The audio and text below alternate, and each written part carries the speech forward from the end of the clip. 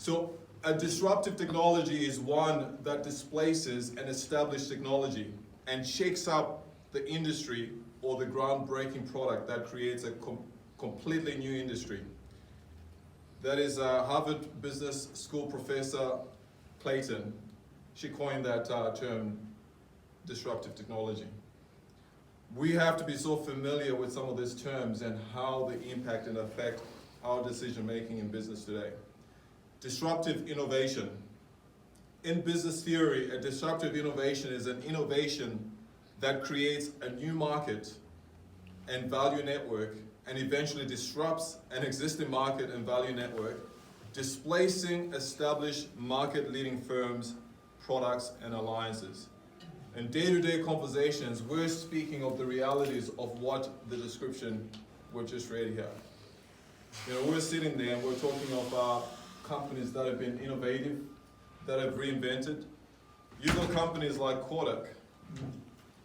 Some companies that have been, you know, a core part of our society and economy have been wiped off the face. Well, literally just because they could not innovate. They refused to reinvent. Is this making sense? Yes. And it happened on major level, but it's happening on a micro level in a way that is undermining micro small businesses in this country. We lost over 300,000 small businesses over the last 2 years, just in Queensland alone. It's a big number, and it means every second, every fourth, fifth door in retail space, retailers are wiped out. They're gone. They just can't deal with it anymore because it's not working. And if that's not working at a retail level, people are not creating wealth. And if they're not creating wealth, it doesn't create demand for services, consultants, planning. You know, and whatever industry you're in, it will affect, because the economy is interdependent. It's not just affecting the retailers out there. So it's a serious thing, and I think we have to have more of these conversations more often than we do. You know, we established something called Let's Talk, you know, which is a series that we want to go through. And Let's Talk is simply, we've got to converse. And rather than talking about non-important issues and, you know, all those stuff, we've got to be people that are engaged, purposeful and deliberate about what we intend to do and what we're going to do, knowing very well we've got a challenge in our hands. You know, so I'll be appealing to some of us today, you know, that we need to kind of like meet often and deliberate and talk strategy, talk how we can affect change, influence change within our own community. It is important because council is not going to do that for us. Local government is not going to do that for us. If it has to be, it is up to us. It's us that make the change. So I say keep your music from the 60s, the 70s, the 80s. I certainly do. I appreciate music from that era. You know, I don't need to change that. You don't need to change that. I've kept it in the 17th century. There you go. So keep your family traditions, your values. I mean, those things are good, they're noble. You know, keep them. You don't need to change them. But there are things you have to change. And that is your approach to business in the new digital age. We all have to face the fact that we're going to have to dig deeper, be more deliberate, investigate, equip ourselves, be around the company of people that are doing the same so that we're not left behind. Your preferences in music, food, values, and all that is not going to necessarily affect your business success today. But your failure to change your approach in the new digital age will destroy your business aspiration. I can guarantee you that. Every day right now, businesses are on a life sentence. You know, if I just share the stats that I had, that I listened to on one video, this guy was saying that Amazon on Singles Day or Black Friday, one or the other, Amazon within the first hour took in $8.6 billion worth of sales. That's about $142 million per minute of transactions, which is the combined transactional revenue of all the American businesses' online transactions in a year. This is one company. It's stripping dollars that were initially earmarked for bricks and mortar businesses are going somewhere else. And they're certainly not going to our small, medium-sized businesses. That pattern is no different to Australia. We have some serious issues, and we have to understand why platforms like Amazon and Alibaba work when individual websites don't work. Government right now is offering government grants where they'll double what you spend, up to $15,000 for developing some sort of IT or digital platform. But that money is not getting a return on investment because people build websites, build shopping carts expecting to get some sort of a miracle that they're going to get sales through the internet because people are buying online. I'll tell you what an individual website is like. An individual website is like it's like a virtual corner shop. You know that corner shop you have where you live?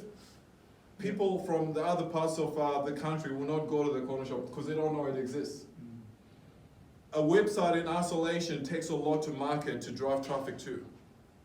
Platforms like Alibaba and Amazon work as mega shopping centers. They've just truly replaced the physical, traditional shopping center that we know. Made it easier for users to find everything they're looking for under one roof online. Where does it leave individual businesses, let alone small, medium-sized businesses? Amazon is generating far more revenue in a day than most every company in the world is actually taking online. Alibaba does the same thing in other areas of industry. Amazon is now one of the leading apparel sales company. Clothing. What is the cornerstone of some of our areas? It's the clothes shops, the dress shops. How is that impacting their business? We've got some fundamental challenges on our hands right now, so no amount of advertising sometimes can actually combat that. There's got to be different strategies. And it's sobering because they're saying this is just the beginning of nearly page 1 of chapter 1 in this digital era. And it begins with Amazon. This is what the experts are saying. If you're talking of digital commerce, we're not just talking now of digital, we're talking of digital commerce, we're talking of transactions online. And some of the most wealthy people are people that actually own those platforms. Alibaba started off as a marketplace for the Chinese market, for Chinese manufacturers and factories. It ended up with the owner of Alibaba being one of the most wealthiest person in China. The power of digital is enormous.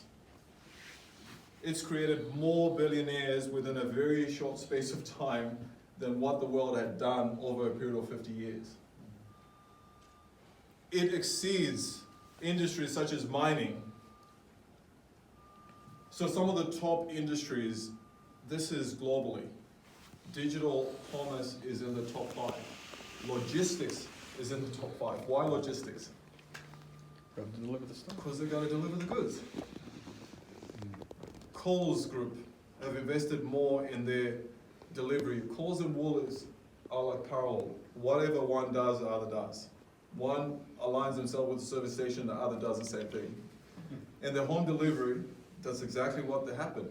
And over the last 5 years, they've been hiring more contractors to do what? Deliver. So what they're no longer the same anchor tenants that shopping centers used to have, which has rendered, or which has left all these mega shopping centers in trouble because the Big W's, the Targets are now online centric. These are traditionally retail, bricks and mortar centric businesses that are now selling over 30% of the revenue is coming from online transactions. By the time that gets to the 60%, they probably will not have the concessions in the shopping centers they used to, and they will not care because their core business is being driven by online orders. That's how people do it. I mean, people will use the internet to find a life partner. What is it to buy the groceries online? I had clients telling me, oh no, I don't think being online works, I don't buy anything online. Well, you're not selling to yourself.